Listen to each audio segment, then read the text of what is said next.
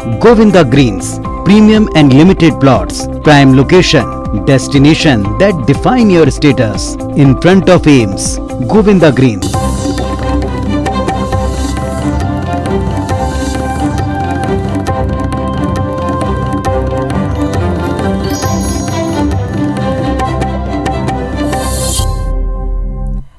नमस्कार, मैं हूं आकांक्षा और आप देख रहे हैं ABC 24 मध्य प्रदेश से जुड़े हमारे इस खास बुलेटिन में आप सभी का स्वागत है। शुरुआत करेंगे इस बुलेटिन की बड़ी खबर के साथ। भोपाल से मिल रही है।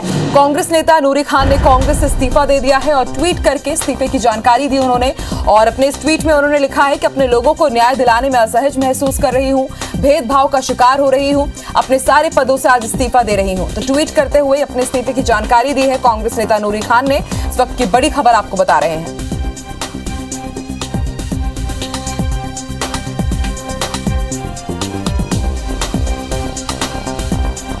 तो नूरी खान ने इस्तीफा दे दिया है और ट्वीट करते हुए उन्होंने इस्तीफे की जानकारी दी है और इसके साथ ही उन्होंने लिखा है कि आज अपने सारे पदों से मैं इस्तीफा दे रही हूं और मेरे साथ भेदभाव किया जा रहा है। और इसके साथ उन्होंने लिखा कि अपने लोगों को न्याय दिलाने में मैं असहज महसूस कर रही हूं, इसलिए मैं अपने तमाम पदों से इस्तीफा देती हूं।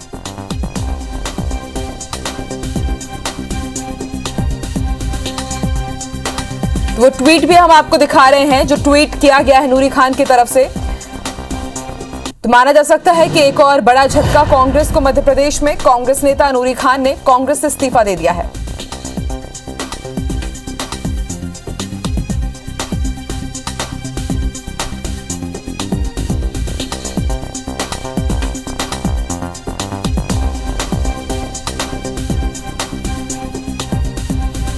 और ज्यादा जानकारी के लिए बात करेंगे हमारे सहयोगी नवीन से। नवीन, मध्य प्रदेश में कांग्रेस को एक और झटका लगा है। कांग्रेस नेता नूरी खान ने भी इस्तीफा दे दिया है। देखिए, बिल्कुल मध्य प्रदेश कांग्रेस की बड़ी नेता हैं नूरी खान, और नूरी खान ने इस्तीफा दिया है। मध्य प्रदेश कांग्रेस अध्यक्ष को उन्होंने इस्तीफा अपना भेजा है, लेकिन इस्तीफे के पेशकश में उन्होंने इस बात का जिक्र किया है कि अल्पसंख्यक नेताओं के साथ मध्य प्रदेश कांग्रेस में भेदभाव हो रहा है और मध्य प्रदेश कांग्रेस के जितने संगठन के जितने भी बड़े पद हैं वहां पर अल्पसंख्यक नेताओं को तवज्जो नहीं मिल रही। इस बात से नाराजगी जाहिर करते हुए नूरी खान ने अपना इस्तीफा दिया है। हालांकि इस्तीफा देने के बाद भी नूरी खान लगातार कांग्रेस के बड़े नेताओं के संपर्क में है और ये उम्मीद की जा रही है कि कल तक नूरी खान का इस्तीफा वापस हो जाएगा। और फिलहाल औपचारिक रूप से अब तक नूरी खान के इस्तीफे को स्वीकार नहीं किया गया है, लेकिन बड़ी बात यह है कि नूरी खान ने अपने इस्तीफे में इस बात का जिक्र किया है कि मध्य प्रदेश कांग्रेस में अल्पसंख्यक नेताओं की सुनवाई नहीं हो रही है। चाहे जिले संगठन की बात हो या फिर मध्य प्रदेश कांग्रेस के संगठन पर जितने भी बड़े पद हैं वो सब बहुसंख्यक समाज के नेताओं को दिए जा रहे हैं। अल्पसंख्यक नेताओं को तवज्जो नहीं मिल रही है, उनकी सुनवाई नहीं हो रही। इस बात का दर्द नूरी खान ने अपने इस्तीफे में जाहिर किया है। नूरी खान ने जो इस्तीफा भेजा है उसमें इस बात का जिक्र है कि प्रदेश के अग्रणी संगठनों में कोई प्रदेश अध्यक्ष अल्पसंख्यक वर्ग से नहीं है। मैंने स्वयं ये महसूस किया है कि मुझे जिस तरीके से इतनी मेहनत और लगन से कार्य करने के बाद भी सिर्फ वर्ग विशेष से होने की वजह से पार्टी में जिम्मेदार पद पर नहीं बैठाया जाता, तो ये एक उनका बड़ा दर्द है। इस बात की नाराजगी उन्होंने जाहिर की है और उन्होंने अपना इस्तीफा भेज दिया है। और इस्तीफे के साथ ही उन्होंने इस बात को लिखा है कि चूंकि नूरी खान इससे पहले मध्य प्रदेश महिला कांग्रेस की कार्यकारी अध्यक्ष रही हैं और चूंकि अब इस्तीफा भेजने के बाद उन्होंने खुद को सामाजिक कार्यकर्ता के तौर पर लिखना बेहतर समझा है। तो फिलहाल अभी तक कांग्रेस पार्टी की तरफ से किसी भी बड़े नेता का कोई रिएक्शन नहीं आया है। हमने तमाम नेताओं से बातचीत करने की कोशिश की है, उनसे उनका रिएक्शन जानने की कोशिश की है, लेकिन अब तक कोई ठोस जवाब किसी तरीके का अभी नहीं आया। लेकिन ये तय है कि नूरी खान के इस्तीफे के बाद मध्य प्रदेश कांग्रेस में गहमा गहमी के हालात हैं। एक दूसरे से बड़े नेता बातचीत लगातार कर रहे हैं और नूरी खान से भी कई सारे बड़े नेता संपर्क में हैं और ये भी माना जा रहा है कि कल शाम तक इस्तीफा वापस भी हो जाएगा। शुक्रिया नवीन पूरी जानकारी के लिए। बड़ी खबर आपको इंदौर से बता दें, मंत्री उषा ठाकुर निजी अस्पताल में भर्ती हैं। कमजोरी और घबराहट के चलते उन्हें अस्पताल में भर्ती कराया गया है और फिलहाल उनकी हालत स्थिर बताई जा रही है। मंत्री तुलसी सिलावट और शहर अध्यक्ष उनसे मिलने के लिए अस्पताल पहुंचे और उनका हालचाल भी जाना। इस वक्त की बड़ी खबर आपको इंदौर से बता रहे हैं और ज्यादा जानकारी के लिए बात करेंगे हमारे सहयोगी रवि से। रवि, मंत्री उषा ठाकुर अस्पताल में एडमिट हुई है। आज बिल्कुल देखिए, मंत्री उषा ठाकुर जो है खंडवा प्रवास पर थी और दोपहर में ही वे खंडवा में असहज महसूस कर रही थी। खंडवा सर्किट हाउस में उन्होंने 1-2 घंटे आराम किया। उसके बाद फिर वह आज ही शाम जो है इंदौर पहुंची और इंदौर के बॉम्बे हॉस्पिटल में वो एडमिट हुई हैं। फिलहाल जो जानकारी सामने आई है कि उन्हें असहज महसूस हो रहा था, थोड़ा सा कमजोरी और घबराहट की शिकायत थी, जिसके बाद उन्होंने रेस्ट तो किया था, लेकिन फिर भी वो ठीक नहीं महसूस कर पा रही थी। बॉम्बे हॉस्पिटल आई हैं और यहाँ पर एडमिट हुए हैं। उनसे मिलने के लिए उसी वक्त मध्य प्रदेश के जल संसाधन मंत्री तुलसी सिलावट शहर अध्यक्ष गौरव नदी में पहुंचे हैं, जहाँ पर उनका जितने भी टेस्ट है फिलहाल वो टेस्ट कराए गए हैं और अभी उनका इलाज जो है वो जारी है। जी शुक्रिया रवि पूरी जानकारी के लिए।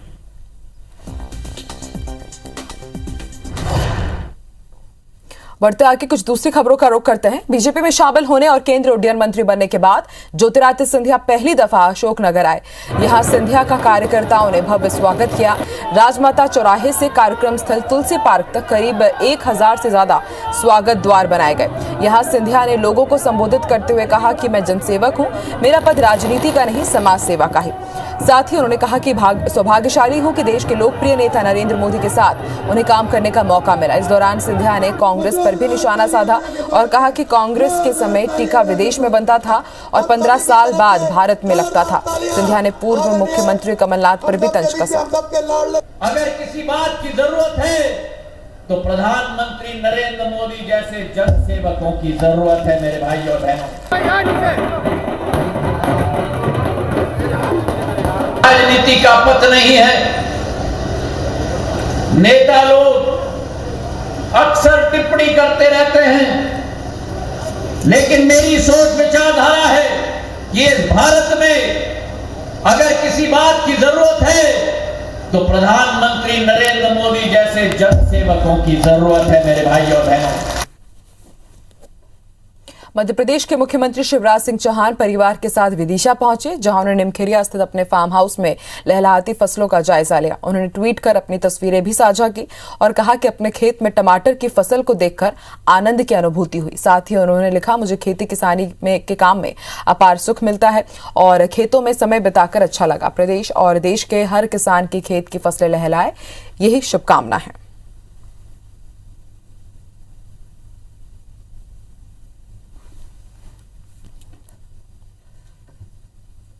पंचायत चुनाव के मामले में कांग्रेस अब कोर्ट नहीं जाएगी, लेकिन जो लोग कोर्ट जाएंगे उनकी मदद करेगी और उनके साथ रहेगी। ये बयान भोपाल में कांग्रेस के चुनाव कार्य प्रभारी जेपी धनोपिया ने मीडिया से बात करते हुए दिया है और कहा है कि पंचायत चुनाव में राज्य निर्वाचन आयोग ने बीजेपी सरकार के दबाव में चुनाव की घोषणा की है, जिसमें बहुत गलतियां हैं। उन्होंने कहा कि मतदाता सूची तैयार नहीं है। परिसीमन के मामले में उच्च न्यायालय ने नोटिस जारी किया है। अध्यक्ष का आरक्षण होना है। पंच सरपंच का आरक्षण साल 2014 के हिसाब से ही लागू कर रहे हैं, यानी एक चुनाव में 2 फॉर्मूले अपनाना गलत है। साथ ही उन्होंने कहा कि चुनाव साल 2022 में होंगे और 1 जनवरी 2022 के जो नए मतदाता 18 वर्ष के होंगे उनको मतदान से वंचित किया जाना भी गलत है। इससे साफ है पंचायत चुनाव का कार्यक्रम ही गलत है।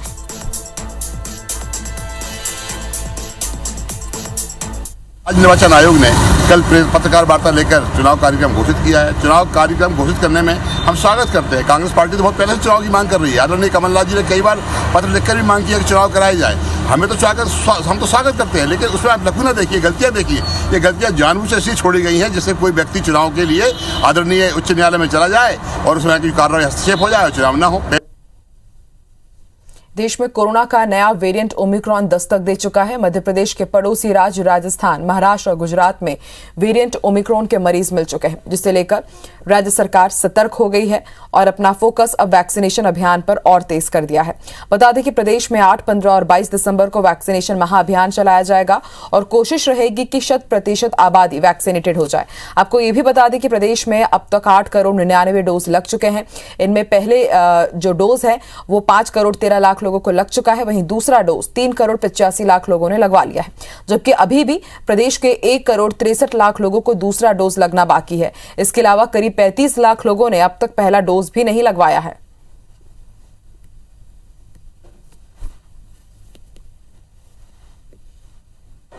किसी भी तरह के नए वेरिएंट की मध्य प्रदेश में खबर नहीं है। 10 केस आए थे, लगभग हमने 60,000 टेस्ट किए थे, कोई मृत्यु नहीं है और हमारे पूरे मामले पर हमारी नज़र है और हमारी व्यवस्थाएं चुस्त दुरुस्त हैं।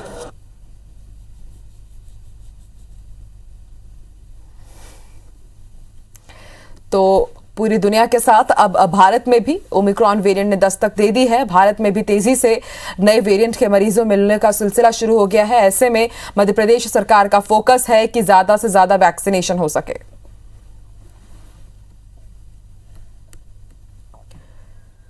मध्य प्रदेश में आयोजित 3 दिवसीय देश के सबसे बड़े हेल्थ कैंप का आज समापन हुआ। इस दौरान मुख्यमंत्री शिवराज सिंह चौहान भी हेल्थ कैंप पहुंचे।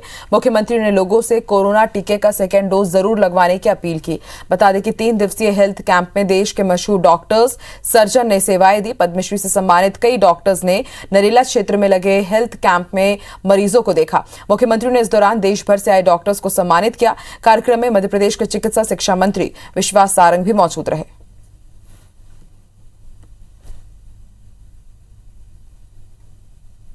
ब्लड टेस्ट हो और तरह की जांचें हो या अलग अलग बीमारियों के विशेषज्ञ डॉक्टर हो, उनका स्नेहपूर्ण व्यवहार हो, सब कुछ यहां अद्भुत है। इंदौर में बिगड़ी हुई ट्रैफिक व्यवस्था और अधूरी सड़कों को लेकर सांसद शंकर लालवानी ने अधिकारियों को जमकर फटकार लगाई। रविवार को सांसद ने राजेंद्र नगर ओवरब्रिज और अधूरी कैट रोड चौराहे के सड़क का जायजा लिया। यहां कैट रोड और हवा बंगला चौराहे के बीच सड़क बनाई जा रही, लेकिन पिछले 6 महीने से केवल सड़क के किनारे गड्ढे खोद दिए गए हैं, लेकिन काम अब भी अधूरा है। मौके पर पहुंचकर सांसद ने अधिकारियों पर जमकर भड़ास निकाली। चेतावनी दी कि अधूरी सड़क की वजह से अगर किसी का भी एक्सीडेंट होगा तो वो खुद अधिकारियों के खिलाफ एफआईआर दर्ज कराएंगे।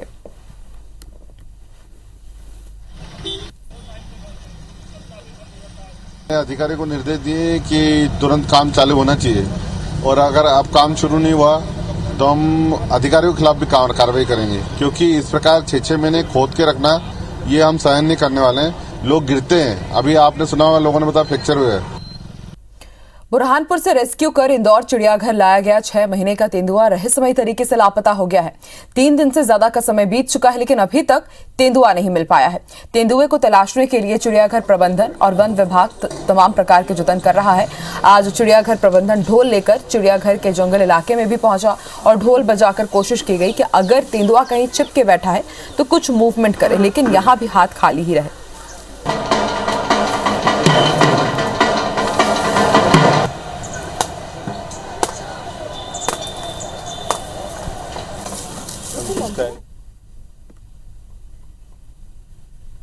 इंदौर के चिड़ियाघर से रहस्यमय तरीके से गायब हुए तेंदुए का मामला अब शासन स्तर पर पहुंच गया है। तेंदुए के गायब होने की जानकारी मिलने के बाद प्रदेश के वन मंत्री विजय शाह अचानक जू पहुंचे। तेंदुए को ढूंढने के लिए की जा रही सर्चिंग की जानकारी ली और अधिकारियों को आवश्यक निर्देश भी दिए। उन्होंने स्पष्ट किया कि इस मामले में लापरवाही बरतने वाले अधिकारियों पर बाद में कार्रवाई होगी, लेकिन पहली प्राथमिकता तेंदुए को तलाश करने की है। वन मंत्री विजय शाह अचानक कमला नेहरू प्राणी संग्रहालय पहुंचे, जिसकी जानकारी जू प्रबंधन और वन विभाग को भी नहीं थी। उन्होंने सीसीटीवी की तस्वीरें भी देखी और उन्होंने दावा किया है कि तेंदुआ ही है और इसलिए उसे जल्द से जल्द तलाशा जाए। उन्होंने वन विभाग के अधिकारियों को लापरवाही के लिए फटकार भी लगाई।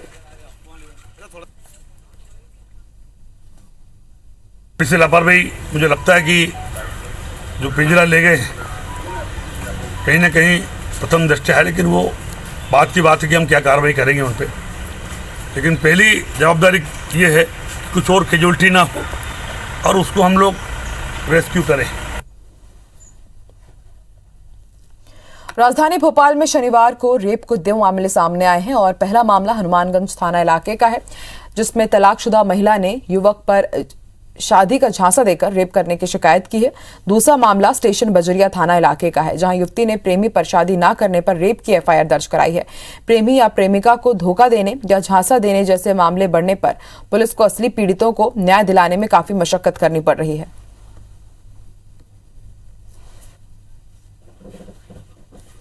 प्रार्थी की जो कंप्लेंट रहती है उसके बेसिस पे हम अपराध पंजीबद्ध करते हैं और आगे चीज़ें जो है विवेचना में सम्मिलित करते हैं। अगर जस्ट इन केस अगर ऐसा प्रतीत होता है कि कंसिस्टेंसी नहीं है एप्लीकेशन में, तो हम विवेचना उसी प्रकार करते हैं। राजधानी भोपाल में IBC 24 की खबर का असर हुआ है। भोपाल में कोलार इलाके के नयापुरा में फूटी पाइपलाइन के गड्ढे से मिनरल वाटर के कैन में पानी भरने वाले वीडियो के मामले में खाद्य विभाग ने संज्ञान लेते हुए कोलार थाने में पानी भरने वाले अज्ञात व्यक्ति के खिलाफ FIR दर्ज कराई है। बता दें कि वीडियो में मिनरल वाटर की बोतल डायरेक्ट पाइपलाइन के लीकेज से भरी जा रही थी और ये लीकेज मेन रोड पर मैरिज गार्डन के सामने हुआ है। ये वीडियो सोशल मीडिया पर काफी तेजी से वायरल हुआ था।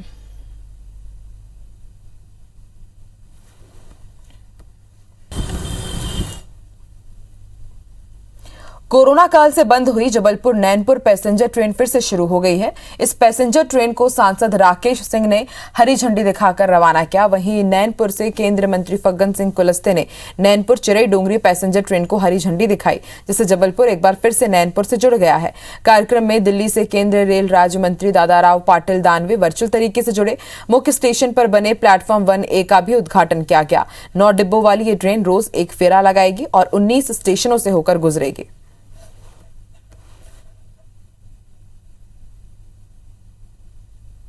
बहुत लंबे समय से ये मांग थी। जबलपुर गोंदिया ब्रॉडगेज परियोजना पूरी होने के बाद ट्रेनों की संख्या भी बढ़ना चाहिए और ट्रेनों की निरंतरता भी होना चाहिए। देश के प्रधानमंत्री माननीय मोदी जी के आने के बाद जबलपुर गोंदिया ब्रॉडगेज परियोजना के साथ हमारा जो 10 साल का संघर्ष था उसको पूरा करने के लिए वो पूरा हुआ। बहुत गौरवपूर्ण बात है कि आज जबलपुर नैनपुर के बीच में ये सेवा पुनः बहाल की गई है। सभी यात्रियों को और जो स्पेसिफिकली जो अप डाउनर्स हैं, जो छोटे छोटे स्टेशंस पे हैं, क्योंकि ये ट्रेन 19 स्टेशनों पे भी रुकेगी नैनपुर के सफ़र में, तो उनको बहुत फ़ायदा होगा। शाजापुर के भूरिया खजूरिया गांव में तालाब में 3 मासूम बच्चों के शव मिलने से सनसनी फैल गई। दरअसल तीनों बच्चे कल स्कूल से लौटने के बाद गायब थे। आज खोजने पर गांव के पास के ही तालाब में तीनों के शव मिले हैं, जिससे तीनों मासूमों के परिवार में मातम का माहौल है। मौके पर पहुंची पुलिस ने तीनों के शवों को पोस्टमार्टम के लिए भेज दिया है। बच्चों के कपड़े और चप्पल तालाब के पास ही मिले हैं, इसलिए प्राथमिक तौर पर पुलिस ये मानकर चल रही है कि बच्चे नहाने गए होंगे और उसी दौरान ये हादसा हो गया। लेकिन पुलिस का कहना है पोस्टमार्टम रिपोर्ट आने के बाद ही ये स्पष्ट हो पाएगा कि यह हादसा है या कुछ और। फिलहाल पुलिस सभी पहलुओं पर जांच कर रही है।